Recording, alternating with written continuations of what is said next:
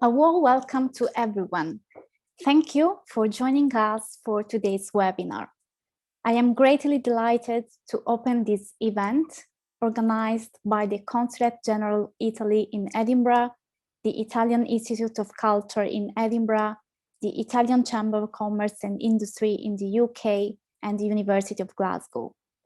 I am pleased to extend the greetings of the Consul General of Italy, Fabio Monaco, and read his message to you. Good evening, everyone, and welcome to the webinar Energy and Sustainability, Challenges and Opportunities Towards Net Zero. Although I am regretfully not present to open today's event in this virtual room, I would like to say to you all how pleased I am to introduce a topic of discussion so close to our everyday life and especially so crucial to the future of our planet. Ahead of Glasgow COP26, we are delighted to bring to you a panel of scientists and experts in various fields of research and industry who will talk us through the latest advances in some of the most important areas in the transition to sustainable energy and management of resources. I trust there will be an opportunity to reflect on this burning issue already bringing significant consequences to the world. With the help of our guests today, we will learn more about the steps the industry is taking towards clean energy in Italy and Scotland, their strategic plans to reach the net zero target, and the challenges we will have to face. Before I leave you, I would like to thank Chiara Onzato, Director of the Italian Institute, and their staff, Davide Barna and the Italian Chamber of Commerce in the UK, Gioia Falcone and Andrea Camarano from Glasgow University, who chair the event, and our speakers, Niccolò Agogeri from Eni UK, Luca Bragoli from Air Group, Eleanor Russo from Enelix, David Pearson from Star Renewable Energy, without whom this event would not have been possible. Finally, I wish you a very pleasant evening, and I am confident that with the effort of us all, we'll be able to make the changes needed for a greener and safer future before it is too late. I would like to add my thanks to everyone. Thank you on behalf of the Italian Cultural Institute. It is again our privilege and great pleasure to host such an eminent panel of speakers. Gioia Falcone, Ranking Chair, Professor of Energy Engineering at the University of Glasgow, will kick off the discussion, followed by the speeches of our distinguished speakers. At the end of the webinar, we will be running a Q&A so that our audience can ask questions to the panelists. I give the floor now to Davide Barna from the Italian Chamber of Commerce. And once again, thank you all for being here.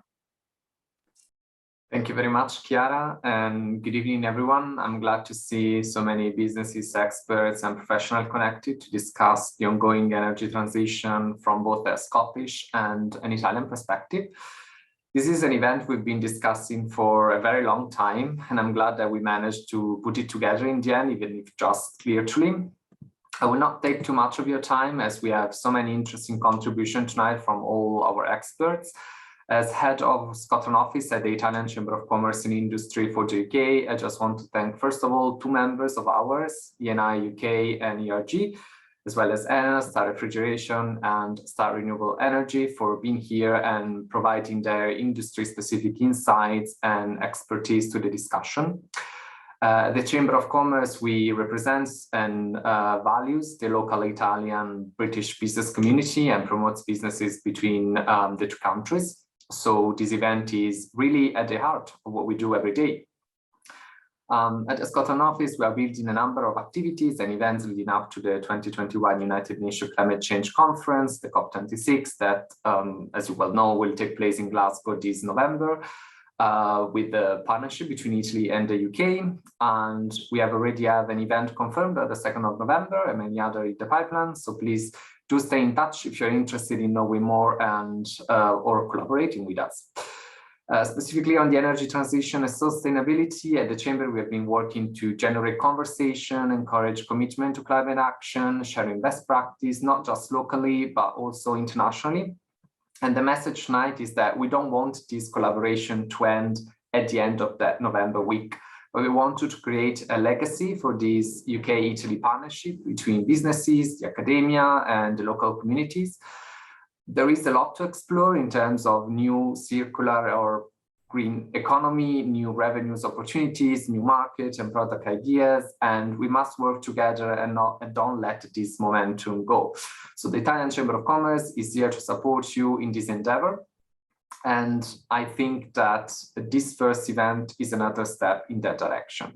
So thanks to the Italian Institute of Culture and to the Consulate General of Italy in Edinburgh for having organizing it. And thanks especially to our moderator from the University of Glasgow, Gioia Falcone, and to Andrea Cammarano for their collaboration in making it happen. So thank you. Thank you, Chiara. Thank you, Davide. And a warm welcome to all of you from the audience. I'm Gioia Falcone from the University of Glasgow, and I'm pleased to be joined today by my colleague Andrea Cammarano, also from the University of Glasgow. We will do our best to facilitate the conversations, and I will also be introducing the speakers one by one as they step on this virtual podium.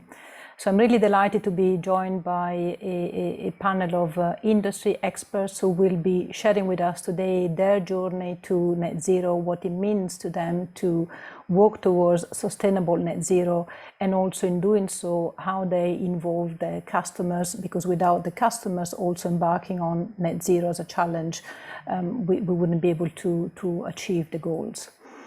So it's going to be working this way. I will introduce each speaker one by one. Each speaker has about 10 minutes for his own presentation. We will wait until all the speakers have presented, until we have the Q&A together, and we will be open to questions from the audience. As Chiara already said, please use the Q&A. By the way, you can post messages in the Q&A as the presentations proceed. Andrea and I will be behind the scenes gathering the questions. We'll try to have as many of those questions answered, of course, within the limits of the time for the Q&A. So without much further ado, it is my pleasure to introduce our first speaker, Niccolò Agogeri, who is Managing Director of Eni UK, a subsidiary of Eni SPA, a global energy company headquartered in Italy. Niccolò brings over 20 years of experience in the oil and gas sector, covering general management, operations, and project management experience. Niccolò, the floor is yours. Thank you. Good afternoon to all of you, and let me tell you that it is a real pleasure for me to be here this afternoon, and I want to thank you for this very kind invitation to this quite interesting discussion. So it will be nice to spend this time with you and to take you through what are the Eni guidelines and strategy for our energy transition and for our decarbonization path process. So let's start telling you that as I am the managing director of Eni UK, Eni UK, the subsidiary that as Eni we have in the UK to run our business in the United Kingdom, but Eni, probably the majority of you knows, is a big company, is a fully integrated energy company. When I say fully integrated, I mean that we work in the upstream business. Clearly, we have an important activity also in the gas and LNG marketing and power. We are in the sector of the refining and in the downstream. We are in the sector clearly of the chemicals, and also considering that we are during our own energy transition process, so we are also increasing progressively our presence in the renewable sector. This slide you see, we are 31,000 people around the world. To give you an understanding, we have a worldwide footprint, I would say, being present in almost 70 countries. This slide you see is try to summarize what are our main targets in terms of energy transition. We presented our strategy to our shareholders and the stakeholders in February this year, and the slide itself is what we want to do in the next 30 years. And if we go to the upstream, our intent is to increase our gas share in our portfolio. The gas has by far a lower carbon footprint than other fossil commodities, so gas share significant increase. In refining, we are converting basically all our refineries from conventional one into biorefineries, and we intend to multiply by a factor of 5 the production of biofuels, so to move the 1 million tons per year of today to what it will be in 2050, 5 million tons per year. Chemicals, we will focus on biochemicals products. We will focus on recycled products, and on this we will leverage on our circular economy technologies. And last but not least, our renewable ramp up.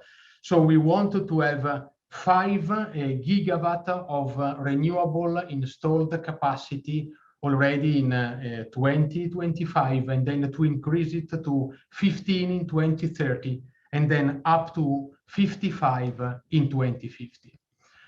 So these are the main guidelines we are following. We are already well embarked in this journey to achieve what is our main objective, that is to reduce our emissions along the next 30 years, and to reduce our absolute overall emission. And when I say absolute overall emission, I mean scope 1, scope 2, and scope 3 emissions by 25% already in 10 years from now, in 9 years from now, in 2030, and then 65% by 2040, achieving 100% abatement in 2050. In 2050, Eni will be a fully carbon neutral company. And this is on scope 1, scope 2, and scope 3. I can expect that the majority of you know what is it, but just to give you an understanding, scope 1 is the emission of our own business, the emission we produce to run our business. Scope 2, the emissions produced when we buy products, and scope 3 is the emission produced by our customer when we sell products. So it's very ambitious target. It is, I think, detailed, it is clear, it's very concrete. It is technologically proven with the technology we have today, and it is economically sustainable. We wanted also the intermediate milestones, differently from other peers of our sector. We wanted the intermediate one to have our stakeholder and our shareholder checking us through this journey to the 2050.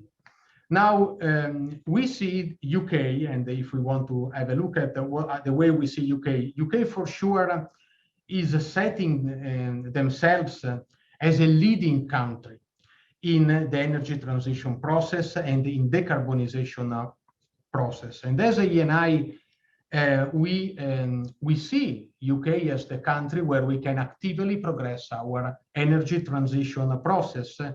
And actually, we see the NUK Limited as the subsidiary among the several we have in Eni, one of the front runner in this process to accelerate and to progress in our energy transition. And we do this under 2 lines of business, mainly on increasing our renewable portfolio. In this sense, our main focus on the offshore wind here in the UK. And basically, we have bought in December 2020 the 20% of the biggest worldwide wind farm project named Dogger Bank. This project will be in production already from 2023. Will achieve its maximum installed capacity of 2.4 gigawatt in 2024. At that time, this installed capacity will represent the 5% of the UK demand in terms of renewable energy, and will be able to provide and supply renewable clean energy to more than 6 million UK families starting from 2024. This is a giant project already in execution. We have 20% of the share of the project. And then we have participated in the bid round 4 here in England. Last July, we have actively participated to the ScotWind bid round. We participated to this bid in coordination with, in partnership with Red Rock Power, and we have made our own application, and we look forward for the outcome of this application in the Q1 of next year. Let's now move to see what is our second line of business here in UK to progress our decarbonization process. This has to do with our carbon capture, usage, and storage technology. So actually what we have identified as a business opportunity is the proximity, the vicinity of our oil and gas infrastructure, the legacy one we have in the Irish Sea, that is named the Liverpool Bay Field, to the industrial district of Liverpool and Manchester. So here the concept is extremely simple. We are sequestrating the CO2 of Manchester and Liverpool industrial district. We are compressing the CO2, putting the CO2 in a line, injecting in a line, bringing the CO2 offshore where our infrastructure is, and then injecting in the wells that were used in the last 20 years to produce oil and gas, the CO2. The CO2 will be stored there in a safe place because we know completely all the geological model of our own reservoir for the next decades. And what is nice of this project is the fact that we are going to do the business. We are doing very well in the last 20 years in a reverse way, if you want, because the gas and the oil was flowing from the offshore to the onshore. And we will use it simply in a reverse way. We will compress the CO2, send it there and store it. And this is located offshore, while onshore we have the industrial district. There we have already signed 14 memorandum of understanding with the hard to abate industries. You probably know that cementing firms, fertilizers, producer of fertilizers, and then we have chemical company, power generation, refineries like the SR1. Of course, are hard to abate sectors, and they have the necessity to become sustainable in the medium long term to sequestrate CO2 and dispose of this CO2. So we have signed with them these 14 MOUs, and they have asked originally to us 800,000 tons per year. And then in a matter of 2 years, we have scaled up this project unbelievably, because we move it from 800,000 to 3 million tons per year. Now we have already committed for a 4.5 million tons per year of capacity as early as 2025, and then from 2030, 10 million tons per year. That means that the 30% of the CO2 that today is on the sky of Liverpool and Manchester will be sequestrated, taken off the sky and moved to be stored safely underground, 3,000 meter underground offshore. This project has the advantage that everything already exists, except the line. This is a 33-kilometer line that we will have in a way or in another to build. So we have already done the DCO in order to build this line. And this is the big advantage of the project itself, that reutilize the existing infrastructure. So if we want to look at quickly the distinctive factors, we know the reservoir because we have been producing from this reservoir for the last 20 years, and we know the geological model of it, and there are very safe places where we can put CO2 for the next decades.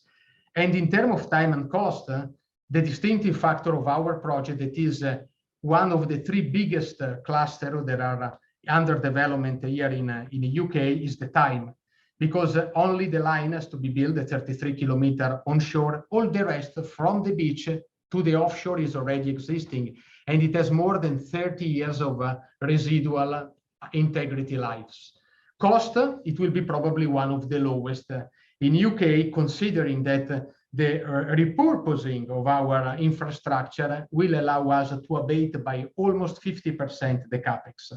The target is to of course increase the gross value added, and this is the numbers of our project actually. To 2050, the cumulative gross value added will be 31 billion for the country, 17 billion for the Northwest.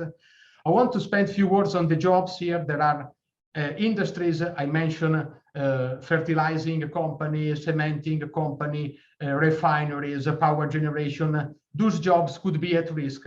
These important jobs, these skills will be protected And on top of that, we will be able to create permanently 6,000 new jobs that will be there forever. And during the construction period, is not on the slide, but during the construction period itself, we will be able to generate almost 60,000 new jobs for the 9 years in which we will do the projects.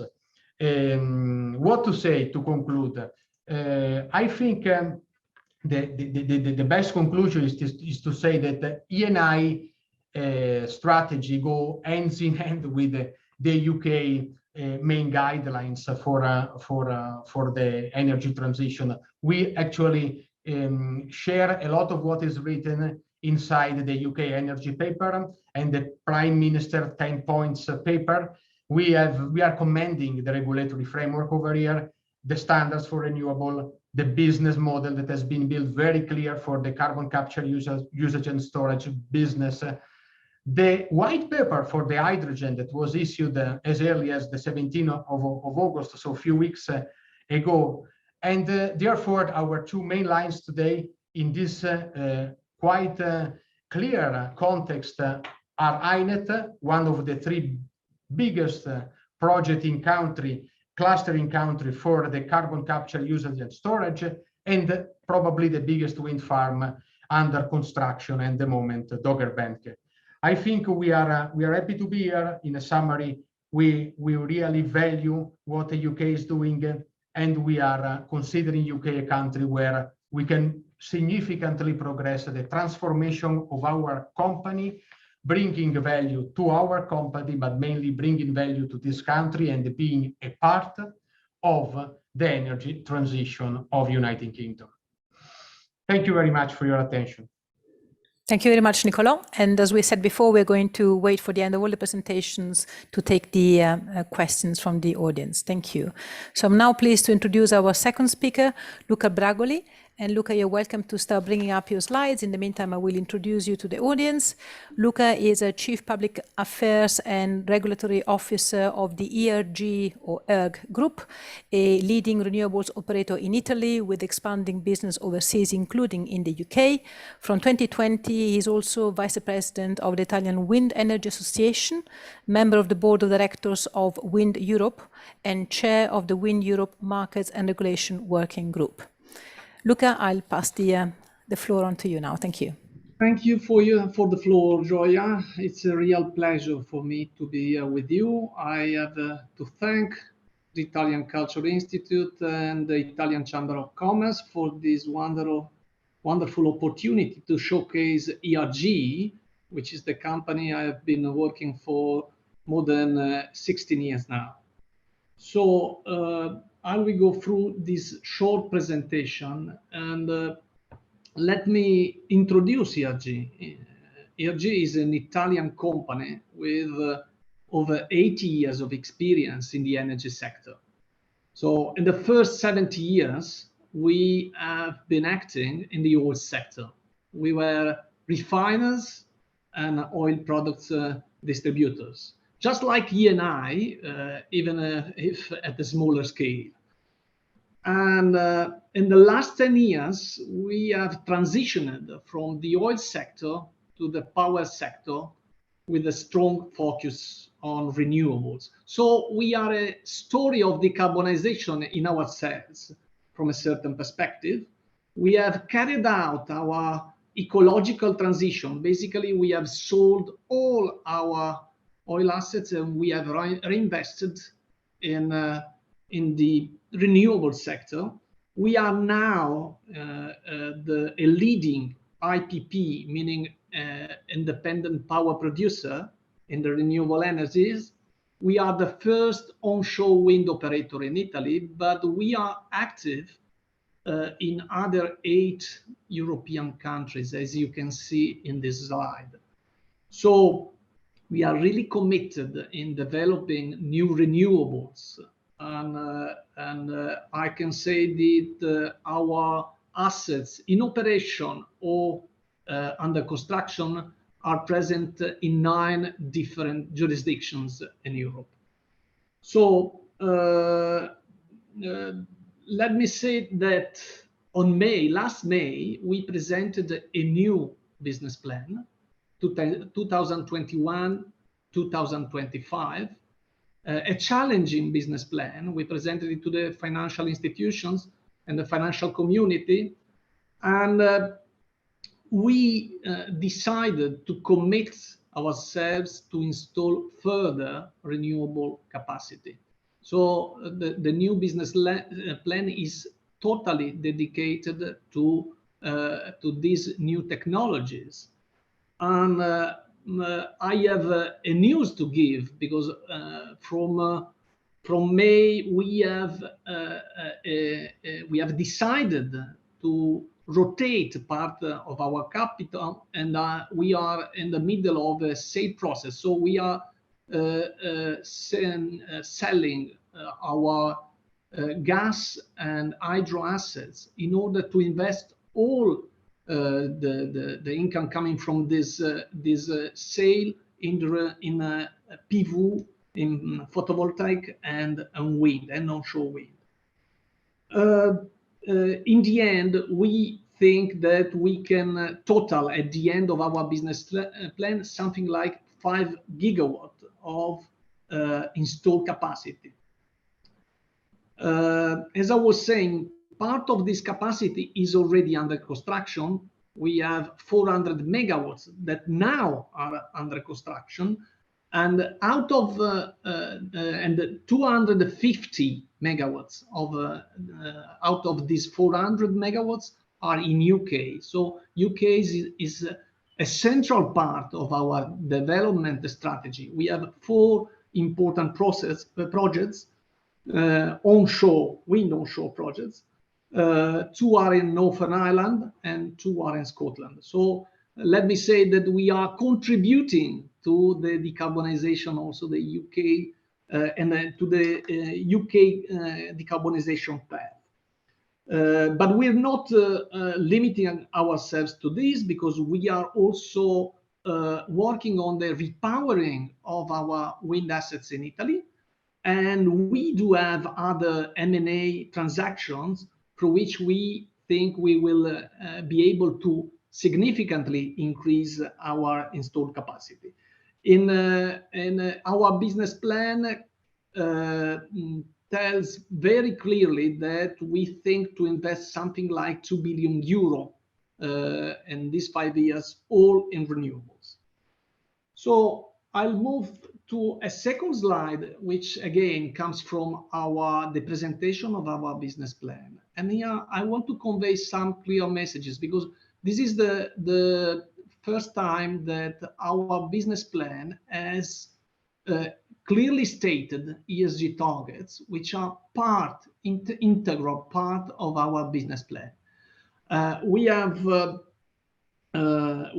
identified 8 CSR priorities, and we have tried to focus on 4 drivers.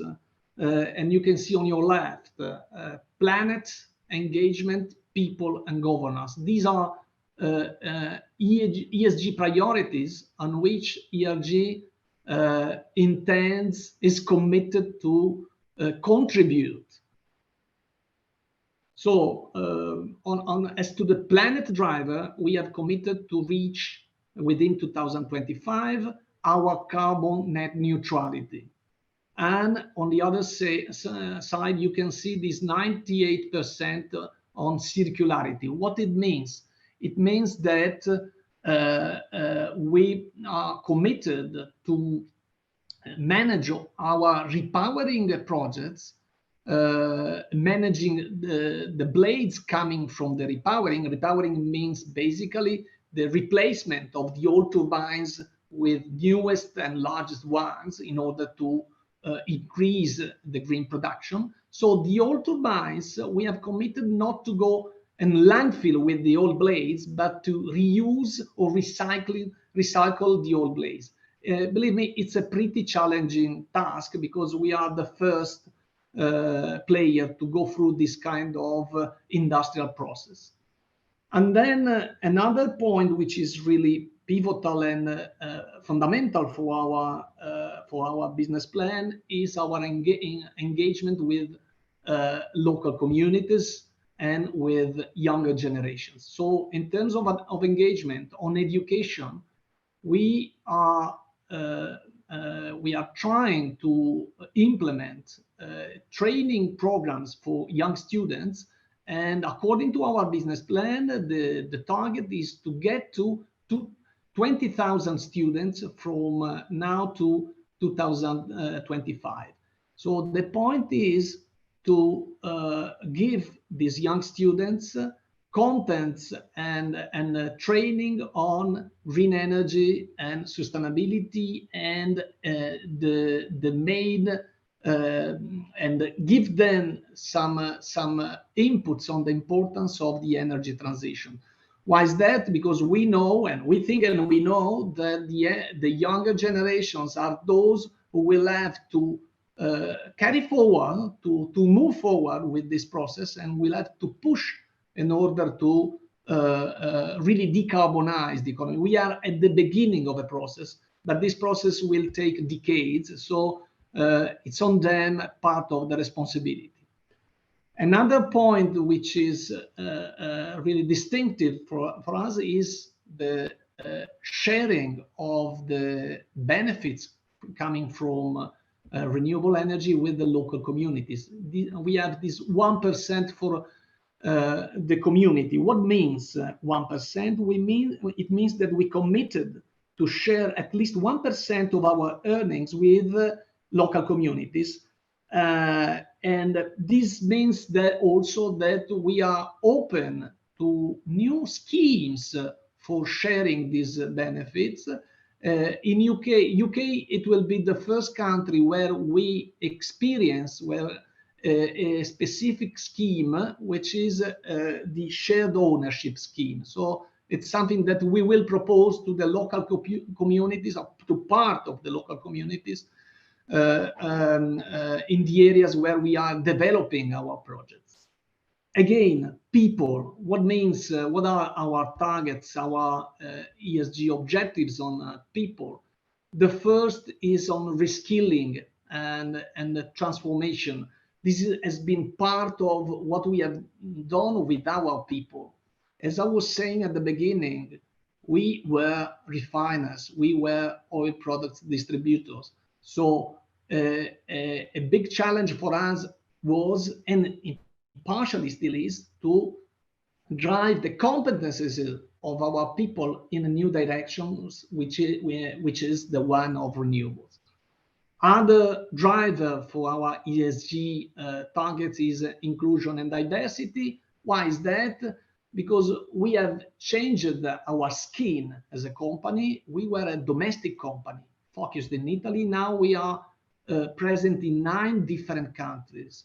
So it's for us really important to have the ability to include and to sustain diversity in our company. Last point on governance. On this, it's really important what we are doing. We are trying to shape the MBOs and the long-term incentives of our people in a ESG direction. So sustainability objectives will be part of these incentive schemes, all these incentive schemes. Now I would like to give you some further detail on what we are trying to do in the UK. As I was saying, we have a pipeline of 336 megawatts. So this is the pipeline we are working on in UK. But 250 megawatts of this pipeline are already under construction, which means more than 200 million pounds of investment. So for a company like ERG, a family business, although we are listed on a stock exchange in Milan, we have limited dimension, at least compared to E&I, who was talking before us. Well, this is a really challenging task. In UK, we are trying to work and to sustain our investments through 2 different schemes. On one hand, we are working on PPA, so long-term power purchase agreements, which is a good way for supporting and to allowing private investments in the energy sector, in particular in the renewable one.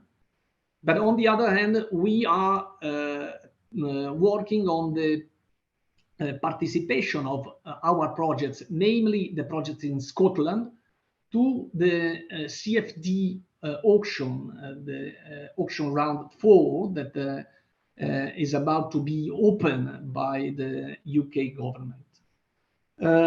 In this perspective, if we can, let's say, ask for something, well, our policy asks is to have a detailed schedule on future support schemes, because for now we have just this round of CFD, or this round of allocation, but we have no visibility in the long term. So I believe that ERG, as a lot of other renewable players, need a longer visibility in order to program, to schedule their investment in UK. And this is a good way also to build an industrial value chain and to lower the cost of renewables. I want to finish what we would like to have from the UK government. Not only the UK government is a streamlined permitting process, and then in particular, something that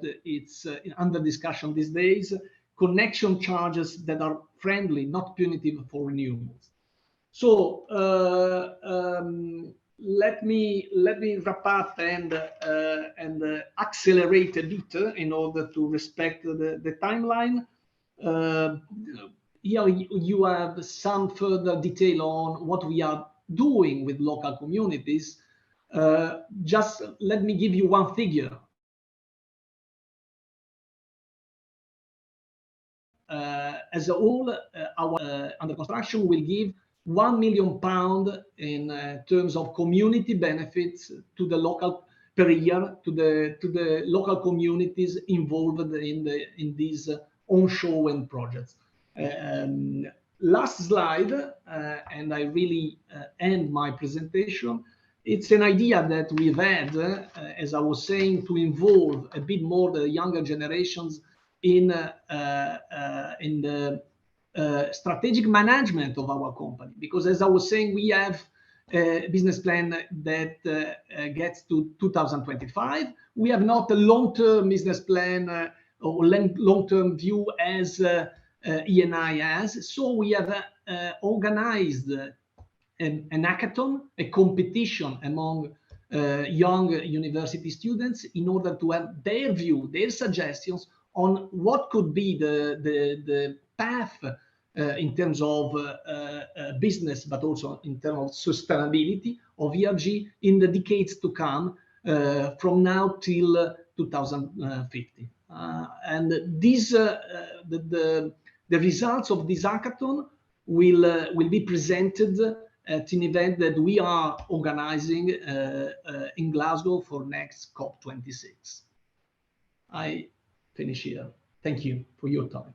And now I'm pleased to introduce our third speaker, Eleanor Russo, who is responsible for global e-industries for NLX, aimed at maximizing sustainable energy transitions and decarbonization process solutions for commercial and industrial purposes. Eleanor, it's your turn now. Thank you. Thank you, Gioia, and thank you to all the organizers, to the Italian Chamber of Commerce, Italian Institute of Culture, University of Glasgow for giving us the opportunity to be here today and to share our experience. I'll try to stay in the 10 minutes in the interest of time. My objective today is to share with you what we in NLX are doing to help our customers to manage the energy transition and to develop their businesses in order to contribute to create a net zero economy. NLX is a company that was established in 2017 within the Indiana Group with the mission indeed to help customers to manage the complexity generated by this energy transition, which is driven by the trends that we a lot familiar with and which we see in this chart. My objective is to, first of all, share with you what we are doing as Enel Group to show that we are walking the talk. Somehow we are helping customers to decarbonize, but first of all, we are looking into our assets, into generation, into distribution, into our business, try to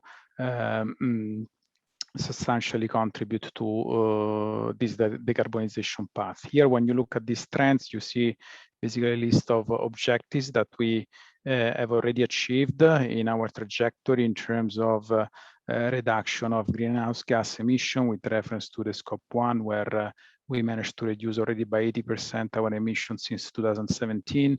In terms of electrification, which brings, of course, more affordability for everyone, and this is clearly highlighted by our ability to reduce the spending of households by 25%, and then moving into digitalization that, of course, is helping us to increase the value of our services and the quality of the support that we are able to offer our customers.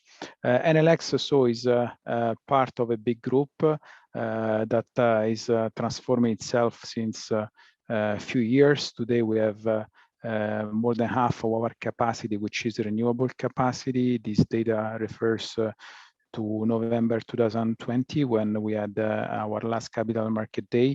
And you can see that basically we have now more than 50 gigawatt of installed renewable capacity.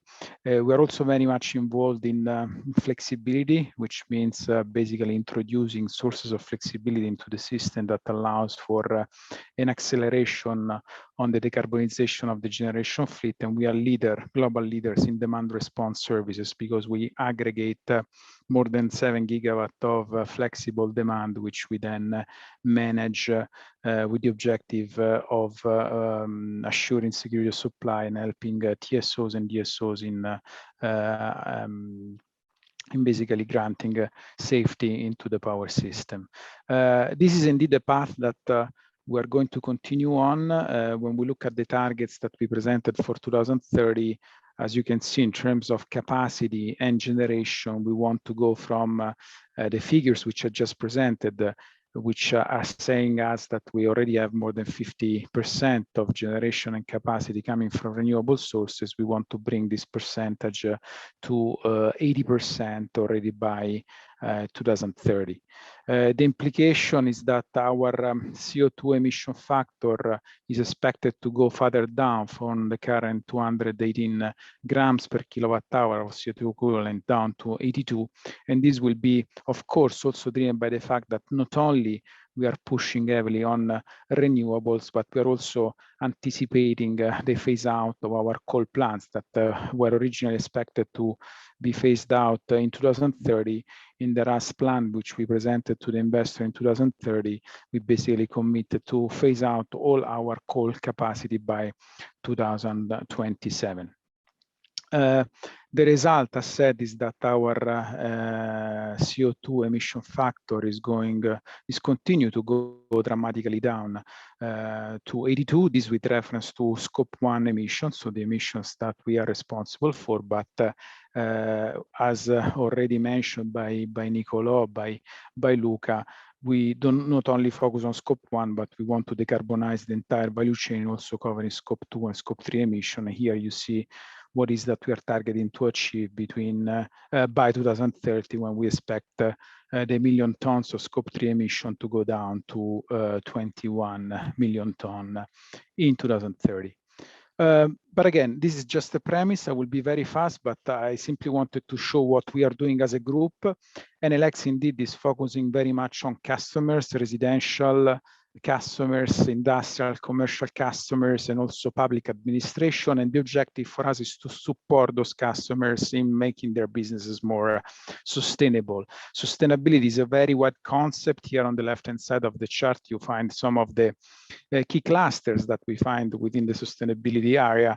Of course, our focus today is on decarbonization, is on emissions, is on what we can do for our customers in order to help them to build their decarbonization plan in terms of maximizing the environmental benefits that they can generate given the resources that they will be able to allocate to the achievement of this objective.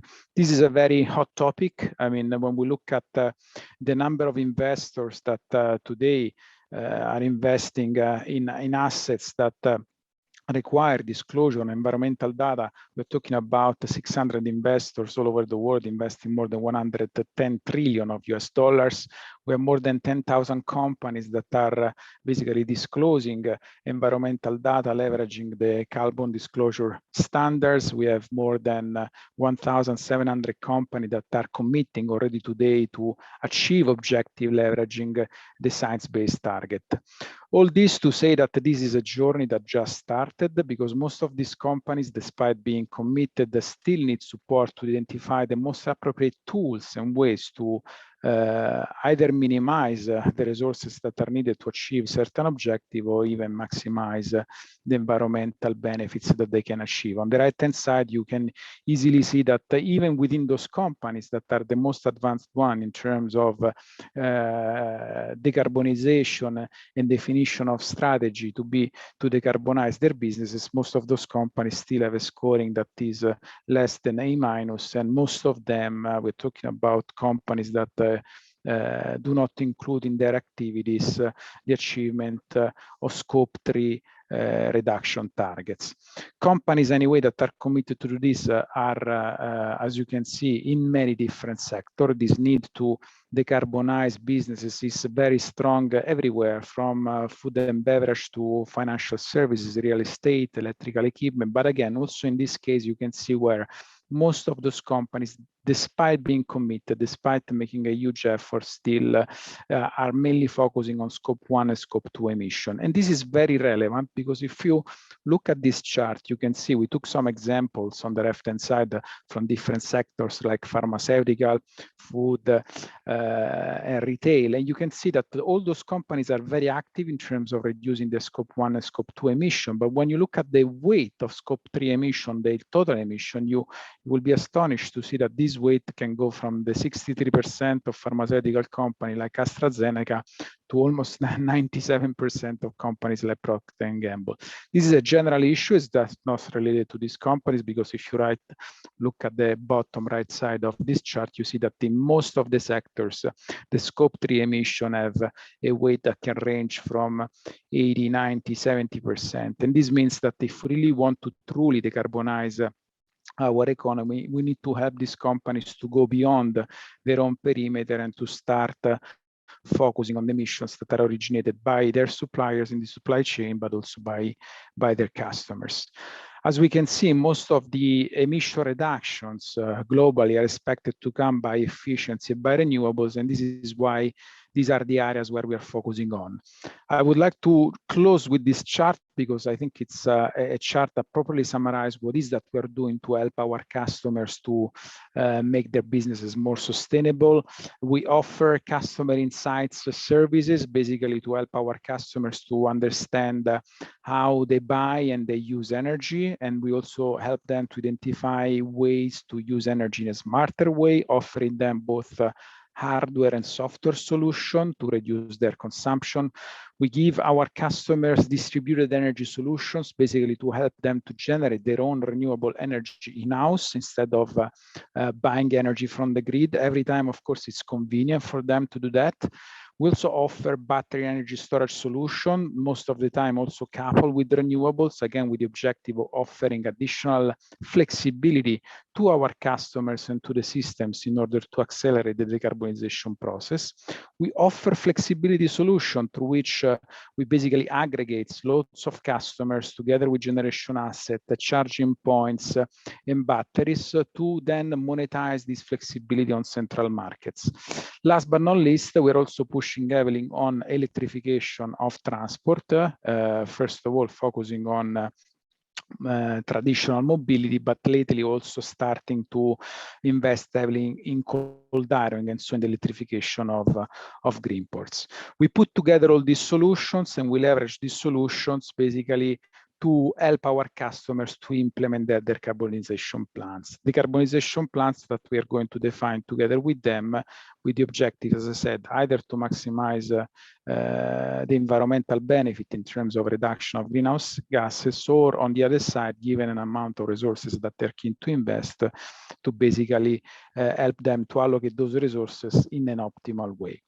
I'll stop here in the interest of time. I think I've taken less than 10 minutes, so I'll give you back the floor, Gioia. Thank you. Spot on, Eleanor. Thank you very, very much. And also thank you for bringing the customer's perspective and the perspective of the relationship with the customers and the end users. And I'm sure we'll come back to this point also in the Q&A. So this now brings us nicely to the last speaker for today, Dave Pearson. Dave is a Group Sustainable Development Director of Star Refrigeration and also Director of Star Renewable Energy, a company of the Star Refrigeration Group. He has worked in the vapor compression industry for over 22 years and has a thorough understanding of high temperature ammonia application and industrial processes. And from experience, I can say that Dave is always an incredibly entertaining speaker, and I'm sure he has got something ready for us today as well. Thank you. Thank you, Gioia. So you set me up by making me feel old, saying I've been here over 22 years and then tell me I have to be funny as well. So thank you very much for that. So yes, thank you very much for the opportunity to speak. The only thing that will make me more pleased than that is a chance to see as many of you as possible in my hometown of Glasgow in 7 weeks. If you've not booked your hotels by now, I think you might be out of luck, but I hope to see you in 7 weeks in Glasgow, and we see where COP26 takes us. I hope it's a success. The topic of today is big heat pumps. When I first got involved in the heat pumps part of our business, well, there wasn't one. I was asked to look at what an industrial refrigeration company could do to diversify from fish fingers and ice rinks and data centers and pharmaceutical factories, and came back to the board and said, I think we should do heating. And this took us into rather unusual territory of district heating, which I'll explain a little bit about today, but it's taken on quite a journey over the last few years. Subsequently, I've got a broader job now, which is group sustainability. So we have 3 channels for this: heat pumps externally, also data analytics to help our customers run their cooling or heating plant better is an external function, but also the internal sustainability. So very interesting listening to the other speakers and some of the things that they're talking about, very much in line with what we're trying to work out as well. So moving into this. Is it a threat or an opportunity? I guess you could take that for climate change, and we'll come back to that later on. Hopefully, you have an opinion by the end of what I'm saying. Heat pumps, though, what are they? Really, it's just a refrigeration cycle. You cool one place down, and you use electricity to drive the compressor in the case of an electric heat pump, and all of that energy ends up on the right-hand side here as waste heat.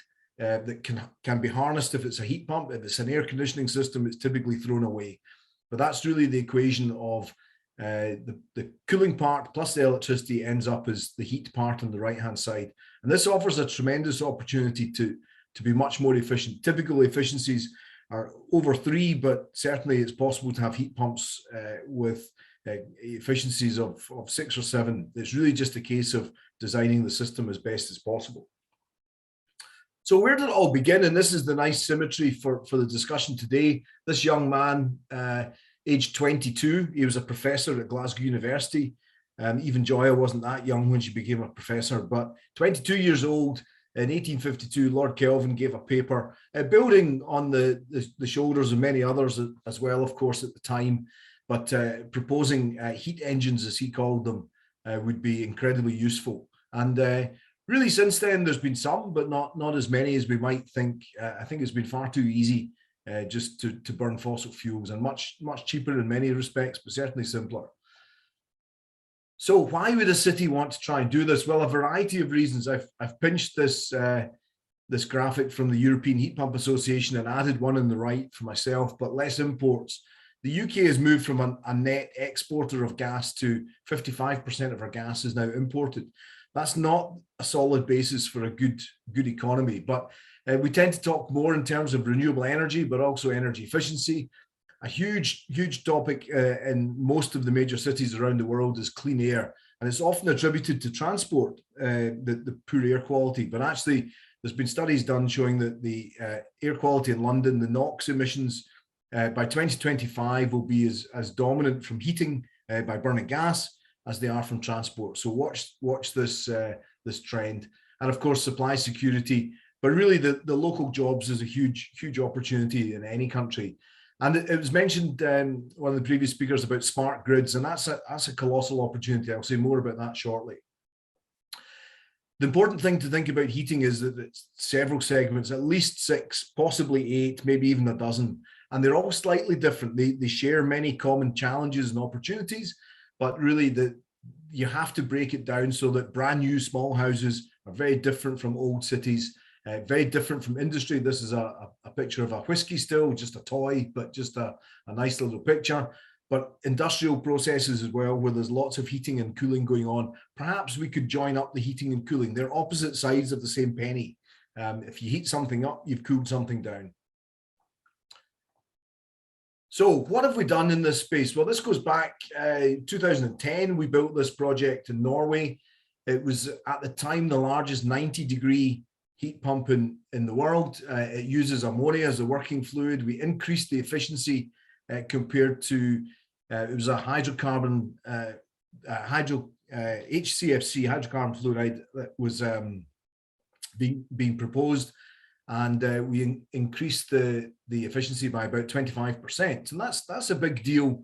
This is 13 megawatts of heat pumps with an efficiency of 3. So take a 25% improvement on that. And that's definitely a good day for the accountants or the spreadsheet. And so we set this to work. The heat source is the fjord in the town. And that gives an almost infinite capacity of heat available, because you could not freeze this fjord if you tried to. It's a seawater fjord, and it's of a huge depth. It took us a long time to move this technology back home. It's 2018 before the first project was announced, and it's only just been commissioned last year. These projects are typically quite long and slow, but this is the River Clyde. You can see it's an artist impression, but the project is now built. And this is just about 5 miles downstream of Glasgow, where the COP event is going to be held. And this is at Queen's Quay in Clydebank. West Bartonshire Council commissioned the building of an energy centre to heat the community that's around this area. And that's now been commissioned, a bit smaller than Drammen, 5.2 megawatts, but at 80 degrees is warm enough to heat both the old buildings, but also the newer buildings. And of course, newer buildings are much better insulated, but doing something for all of the community. This isn't about cherry picking easy buildings and fixing them. We all have to move forwards together. And the project, as you can see, has been designed to be an attractive building, all sorts of stuff going on, lighting and so on for the finished building. As I said, it's already commissioned last December, and we're gathering data. And as the heat load comes on, more and more buildings are being built, the heat demand will rise. So thinking earlier about one of the slides about all the offshore wind farms going on, here's a throwaway for some of the speakers perhaps, but why not couple up offshore wind with heat pumps mounted on barges next to the rivers, next to the cities? Why would you bother going to that extra hassle? But the simple answer is the biggest problem for heat pumps, the Achilles heel, if you like, is the cost of electricity.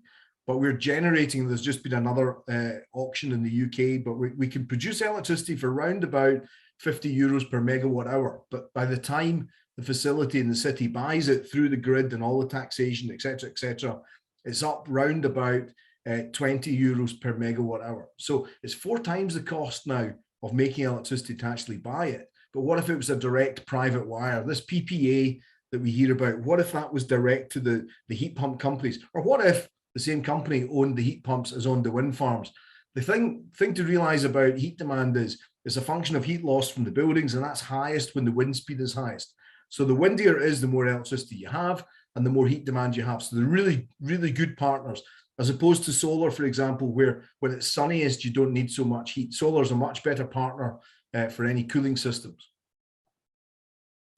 So where are we going next with this this heat pump thing? 90 degrees, where do we go to? Well, there'll be lots of academic opportunities around this, around better efficiency. The cost of deployment has to come down, different working fluids, and also the temperature reach. And that's the bit I'm going to say a little bit about as we go forwards. This is a quick clip from a cartoon that I'll play the video of. I think we're okay for time. And this is a whiskey distillery. I mean, what better place to go and do a heat pump than a whiskey distillery? But if you think of the still, we're putting heat in at the bottom, we're taking it back out at the top.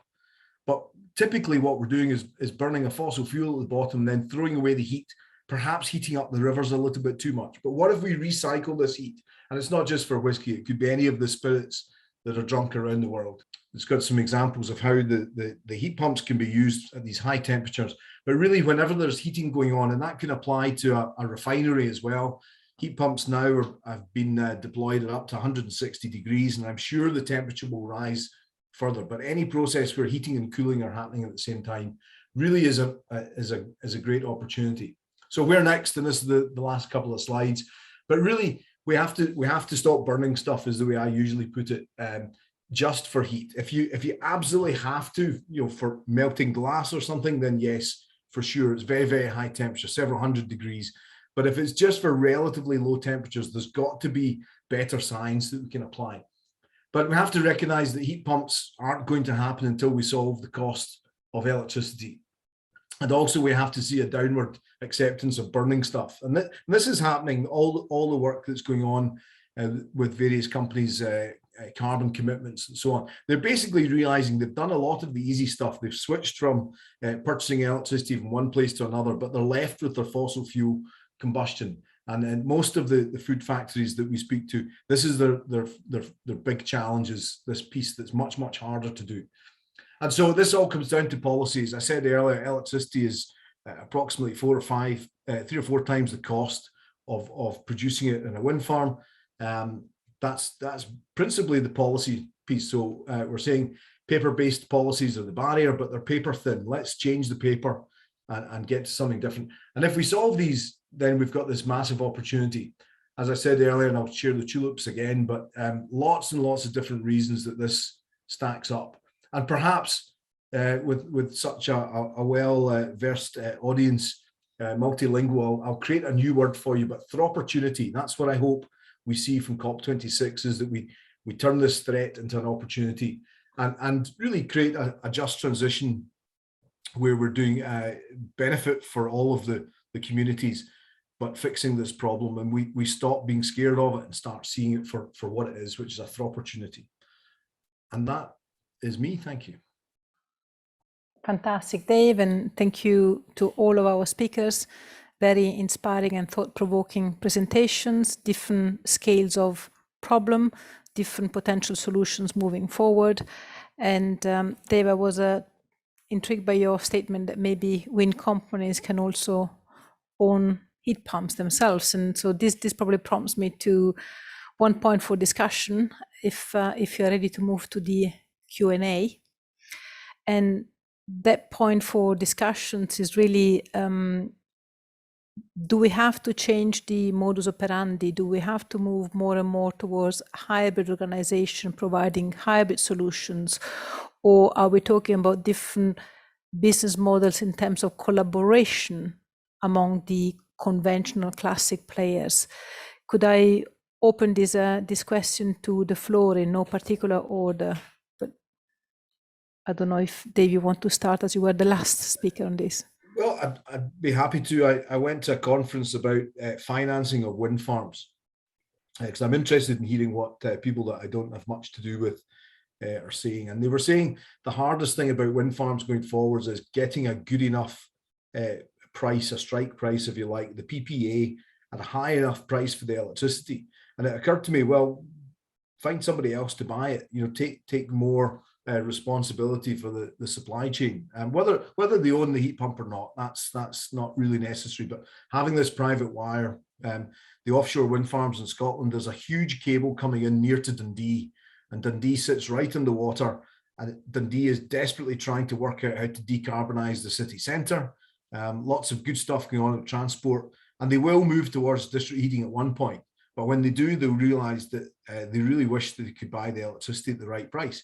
So a district heating plant will pay a higher price for the electricity. If it's not 50 euros per megawatt hour, it might be 60. And so the wind farm gets a better customer. They're very flexible as well. I didn't mention this, but you can turn a heat pump off in less than 1 second.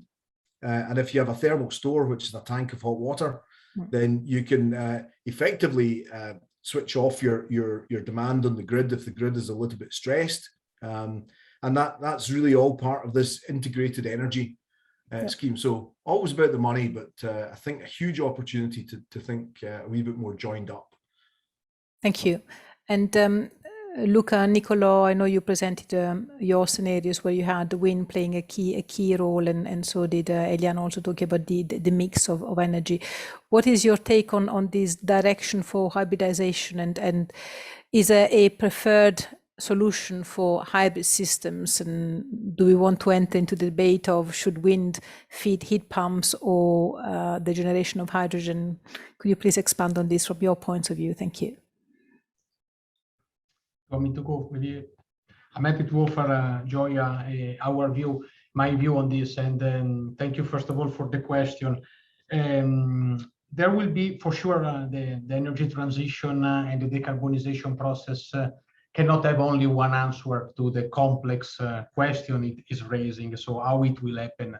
It will come through, in my view, a set of different things along the next decade. Or decades that are finding out new source of energies.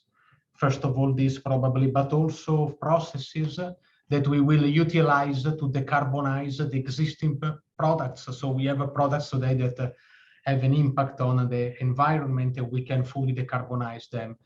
And last but not least, also continuing working. And today we had some quite good presentation from the speakers, energy solution, energy efficiency solution. So we will try to consume better the energy we have. And to answer and to put together all these different inputs, I think that partnership, where each company has its own specific, of course, distinctive factor, distinctive competencies and skills, will play a great role.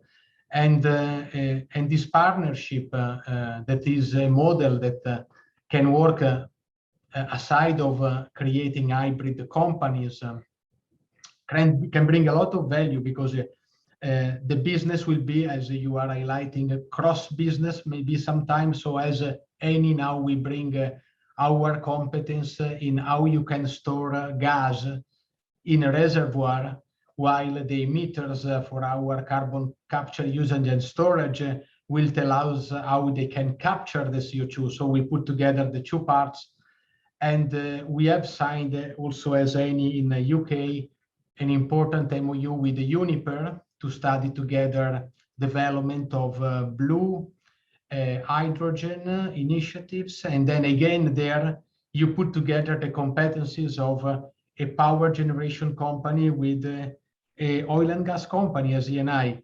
And again, with Red Rock Power, we have signed another important agreement for the offshore wind. And again, there, what is about an oil and gas company in the offshore wind? Clearly, we have a lot of infrastructure also offshore. We know how this infrastructure can be built and eventually also utilized when we talk about platforms.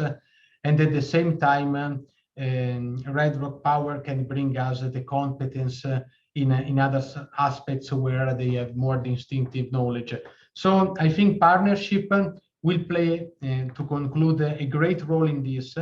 And there will be some element also of hybrid business. But I think the the capacity of companies to put together the best they have, it will play a great role in the energy transition. Thank you. Luca, Eleanor, do you want to comment on this point? Well, I will simply add saying that I agree with Nicolò that partnership and creativity will be needed to face this huge challenge that we have in front of us. Decarbonization is a really challenging task. It is a path that will take a while. From our specific standpoint as to what to do with wind energy, in the short term, short to medium term, we would rather focus on electrification. From our perspective, this is the first task that we have to, the first challenge that we have to face. So electrification through renewables is really the objective that we have as a company.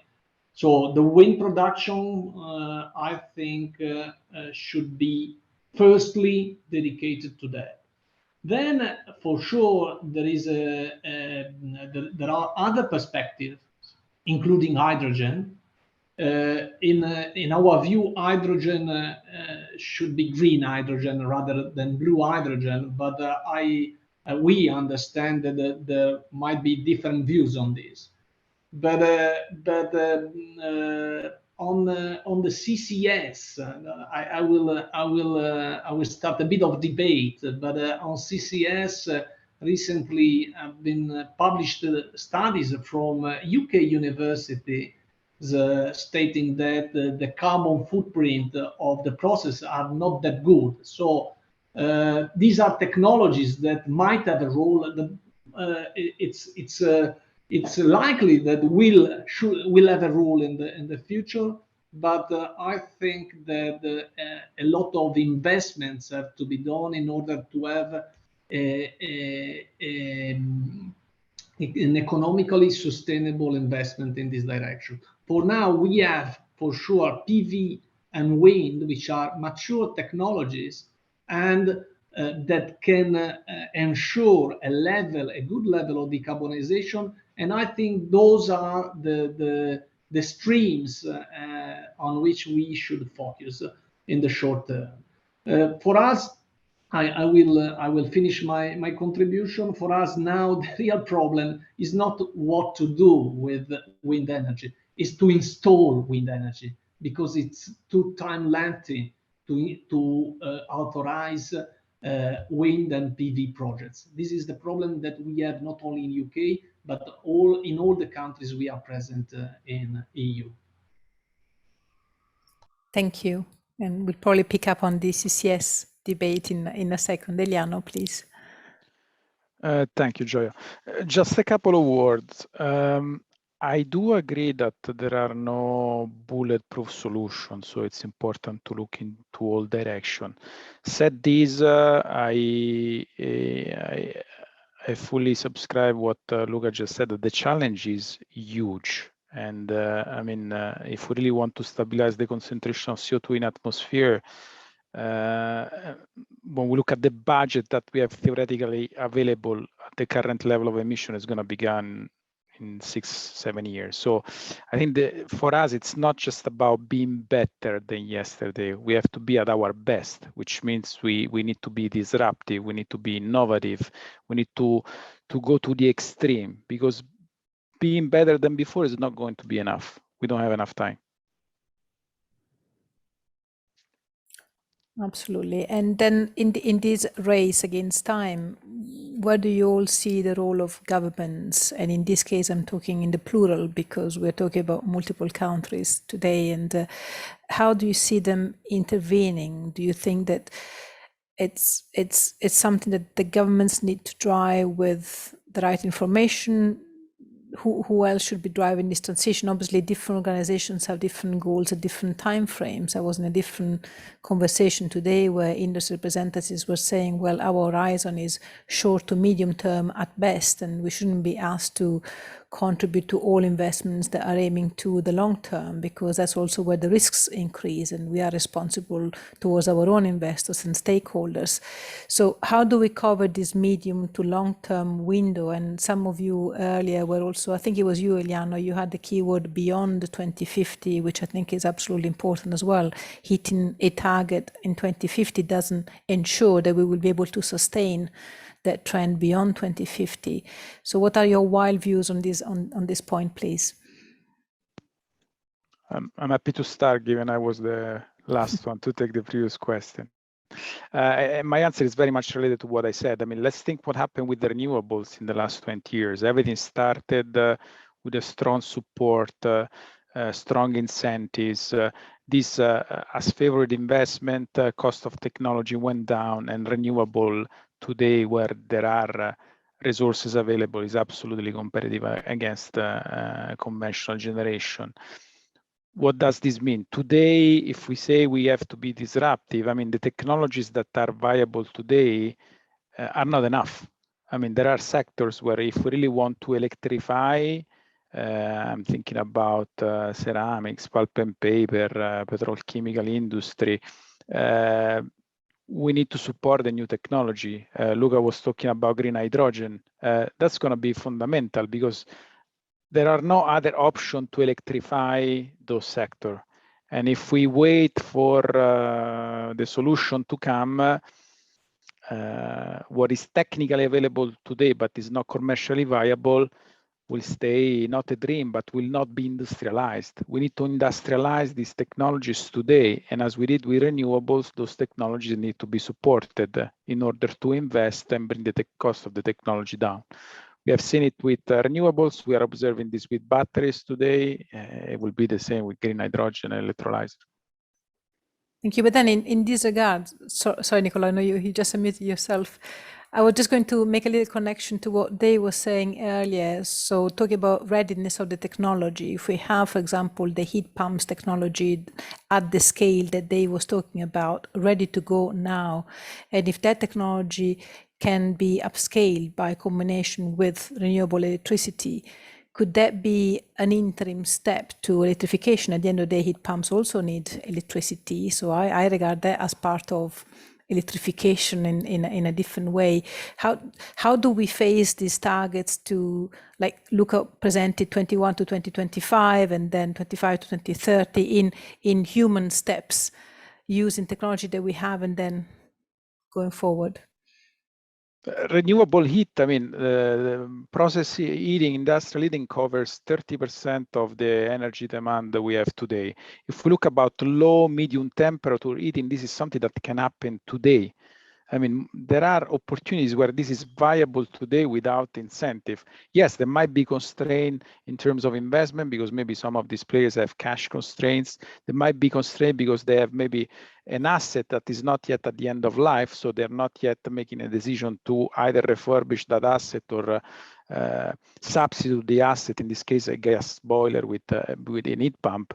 This is something that we can somehow accelerate, maybe with government support, with investments. We know everything about the resiliency plans that are giving billions of euros to government and go in the direction of accelerating this decarbonization. This is something that definitely it's happening. And those are technologies that are viable today. In some sectors, it's already feasible, economically feasible, but maybe it's not happening as fast as expected because those players have their own businesses that they're running.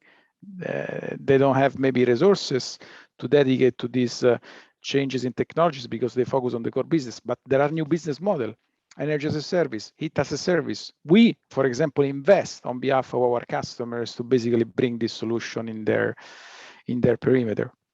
Thank you very much. And Nicola, you were going to say something. Thank you.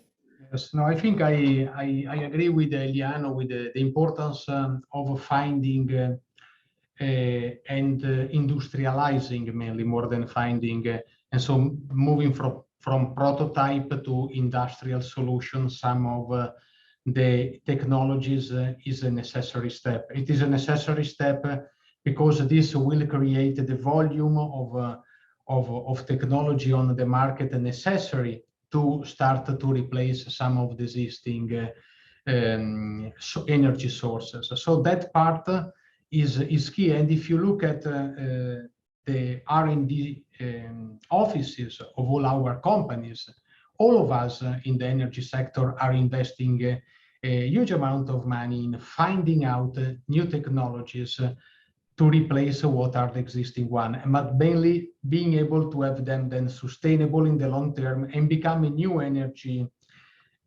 paradigm. So that is, in my view, extremely important. And government support is very important when we think about UK white paper on hydrogen is excellent because it creates the place where and the environment where company can go together, dialogue together, eventually do partnership and set up business model. What they did in UK for carbon capture, use and storage is also excellent because there is a regulatory framework, for instance, that in other countries of Europe is not available.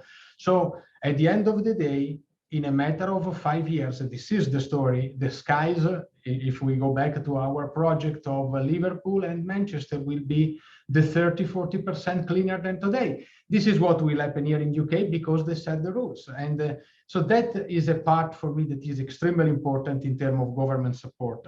Now going to the speed is important, and it's extremely important that as energy company, we grant also the security of the energy demand, because we have to be careful that the price of the energy transition is not paid by the final customer. I'm saying we know what can go with what can become the cost of the energy sources if we accelerate extremely the process. So it has to be this done, in my view, with a big responsibility. And if you think you need, at the end of the day, some transitory important technology, carbon capture, use and storage can be a system in which you can decarbonize what you have today that otherwise will continue to be there with producing CO2 in combustion, removing the 97% of what is the CO2 produced and putting underground, allowing, for instance, to produce hydrogen when we refer to blue hydrogen, that once it's produced, is completely carbon-free product. And of course, to get there, you need to sequestrate the CO2 produced and again store it. So this solution probably will not be the last, we can say the back-end solution. The back-end solution is something else. And I think we all agree in this panel that will be something else. But we need to do something now. We cannot wait for something that possibly will come in the future. We need to work now to have a better 2022, 2023, 2025. So some of these solutions can be optimum solution to manage the transitory period. Thank you. And I just wanted to pick up one of the questions from the Q&A session. There's a question about jobs and opportunities. And I think, Luca, this relates to something you introduced with your presentation.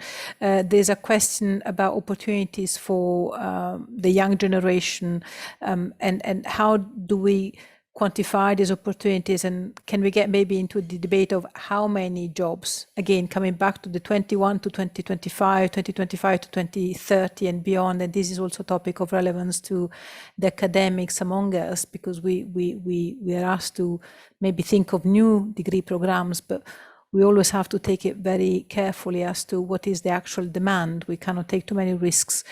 So can you, Luca, maybe start, and then if anyone wants to step in and take a view on jobs and skills. Thank you. I will give a really short comment saying that in order to develop an industrial value chain, operators need visibility in terms of policies coming from governments. So if I look at the renewable sector, if I look at the wind sector, I see that those countries which were ready to invest in the giving visibility to the operators, and the ability to build a real value chain, a real industrial value chain. Let's think to the wind turbine manufacturers in the north of Europe. If we wait too much, or if we are intermittent, or if we are not consistent, I mean, the governments are not consistent with their policies, this it's scary for players, for operators, and this results in a loss of job creation opportunities. One additional comment: it's true that part of the energy transition means also job losses. Let's think to the coal sector, for example, coal mining. But on the other hand, there is a huge job for accommodating and for pushing alternative solutions to the sources that we are giving up. So I think this is the perspective to look at to the energy transition and to the ecological transition as a whole. There are threats for sure, but there are also huge opportunities also in terms of job creations. It's true that governments have a pivotal role in building the policies for making those job creation real. Thank you. Anyone else who wants to say anything on jobs? Otherwise, I'm going to have a quick look at the Q&A and then start thinking about wrapping up this session, because I'm aware that we've asked our speakers to stay on for a little bit longer than it was planned. Dave, you have unmuted. Yeah, and I'll touch on the question that's in the Q&A as well, which is about policy. You create good jobs if they're solid, robust jobs, not temporary jobs that are a bit transitional and then it runs dry after a short period of time. And to throw an educational perspective on it, you have to remember what the exam question is and not answer half the question or the wrong question. The question is, how do we achieve a complete decarbonisation? And we don't do that by dashing up blind alleys, making a little bit of progress, but then having to reverse back out of them 10 years later. There was a huge effort in the UK deploying gas CHP engines, dating back probably 20 years. And it was really obvious looking at it that the electricity grid was decarbonising. And when you decarbonise the electricity grid, making your own electricity by burning gas in a small piston engine, actually the carbon footprint rises, and it rises quite fast. So what we've seen is projects that started off with quite a good carbon footprint for the heat that was being taken from the gas engine. Actually, the carbon footprint of that heat rose by about 700% in less than 5 years. And that was really obvious that it was going to happen, but it's because people were looking in just a short window of what we might do. So creating lots of jobs in stuff that doesn't pay attention to what's happening round about, starts following wrong science or other bits. The final thing I'll say is, and he wasn't the greatest philosopher of our time, but Scotty from Star Trek was always famous in the original Star Trek with Captain Kirk, was always famous for saying, you can't change the laws of physics, Captain. And we can't change the laws of physics, but we can apply them better. So if we start doing things that are really sensible and really focus on the exam question of total decarbonisation, then we'll create good jobs that are long-term jobs that survive. And we can't afford in the next 20 years to have people training for jobs and then retraining for a different job again. We've got to pick winners and go for them, and focusing on efficiency is probably the best way. So using 1 kilowatt hour of electricity to make about 0.6 kilowatt hours of hydrogen to then burn it in a boiler to heat somebody's house to 21 degrees is a really dumb idea, unless you've got absolutely no other choices, because that same 1 kilowatt hour could have been used to make 3 kilowatt hours of heat from a heat pump, which is 6 times as good. Nobody is going to overcome that sort of level of disparity on a spreadsheet, with one solution being 6 times more efficient than the other. But there's lots of people chasing that dream, and it's going to get us into a lot of trouble. So we have to pick winners, think long term, think of the exam question, and score some home runs, to steal some American jargon. But we don't have time for any mistakes. And I think we always have to think also about the overall impact on the environment whenever there is an intervention that brings new infrastructure. There's about digging underground, laying new pipes. There is an environmental impact which has an associated footprint, and this business of carrying out a thorough life cycle assessment according to actual recognized ISO standards is becoming an issue, which has been slightly pointed out by the EU taxonomy, which the UK is also looking at now. But I think it would be nice to see this sorted before new strategies are launched and triggered. Yeah, I think that would also be my concern. Now, I realize that we've gone a little bit over time. I was just looking at the Q&A. There is one comment made, which I think is a well point made about the intermittency of wind and being careful about building a whole electrification plan around intermittency of wind. And also there was a comment earlier on, which I think was more of a question for Luca on the ESG aspects. I think, Luca, you were mentioning about an investment or a reinvestment of 1% for the community, and the question is just if it was a 1% of total turnover or 1% of net profit. I don't know if you have a quick answer to that. It's 1%, at least 1% of the revenues of the project, of the specific project. That is the threshold that we have set as a minimum. We can do better, but that's the commitment in our ESG plan, not of the net profit. Okay. Of the revenues. Thank you very much. And I think with that we've gone through the 5 comments that were made in the Q&A box. And so with this, I'm happy to relieve everyone to go away. I know we've kept you really at a late time of the day, and a big thank you to all our panelists for having accepted so willingly to be part of these discussions today, and for having brought to the table very important topics. And I really appreciated your different views and complementarity of your views. Really fantastic. And I think that we do look forward to COP26 in Glasgow, and beyond COP26, we look forward at this careful and strategic transition to a sustainable net zero and a sustainable decarbonization. Thank you very much. I also want to thank Chiara and Davide for the initial introductions, for having been sponsors and hosts of this event, and also Andrea for having been behind the scenes helping me with the Q&A and also planning this event all the way throughout. This is all from me, and so a big arrivederci from Rome, and a big arrivederci also in Glasgow next time. And I don't know if Chiara and Davide want to add any more words. I will not say so, actually. This is it also from the Italian Chamber of Commerce perspective. We just wait for you to the next events. And yeah, thank you very much again for your precious contribution. Thank you. Fantastic. Then thank you, and thank you also to all of those who registered for this event, who connected today. As I said before, this event has been recorded and will be made available through the channels of the Institute. Thank you very, very much, and a nice evening to all of you. Thank you. Bye. Thank you. Bye. Bye. Thank you. Bye.